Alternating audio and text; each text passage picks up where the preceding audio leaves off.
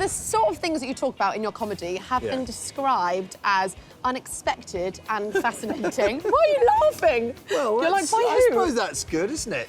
Yeah. That they're unexpected. You don't want to go to a comedy show and go, yeah, I know what this will be. Exactly. And you talk openly about a lot of things. Yes. You've said before that climate change was one of the trickiest topics that you've kind of approached in comedy, and that it challenged you as a writer.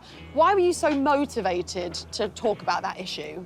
No, I'll tell you exactly what happened. I did a piece on the radio from a punter's point of view, just saying, look, here's the thing. A load of scientists are telling us this is a problem, we need to be careful, we need to look at change.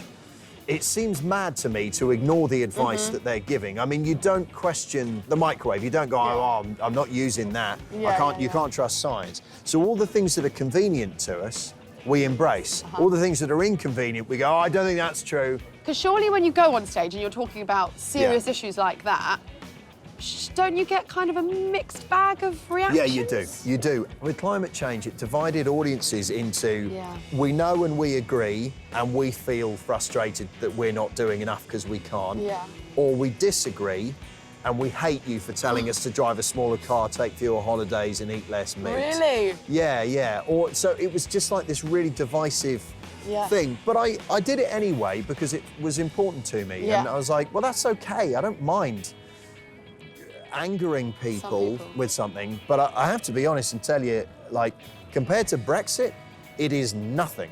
Well, that's what I was going to say. For division, it's nothing. Brexit's way more divisive. Yeah, so do you think comedy is a good way to talk about politics? Yeah, it's brilliant. Yeah. It's absolutely brilliant, because if you can explain complicated ideas in a way that makes people laugh, there is a greater chance that they have to have understood what you're saying. Yeah. So you've successfully explained something, and there's a greater chance that they will remember what you've said. So what can our viewers do to stay engaged in politics?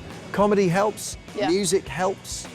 Often people don't like their bands and comedians to be too political, and you can end up hectoring, and God knows I know I've done my share of that. Like I say, I mean, I think the most important thing, obviously, for a comedian is to be funny. Yeah. And then hopefully if people disagree with where you're going with something, they can still find it funny. Yeah. Do they ever shout out anything? Do they ever heckle? Yeah, do you know what, though? Yes, they do, And I've had stuff thrown at me as well. What? No! Like what? Well, a prosthetic leg, actually. Stop it!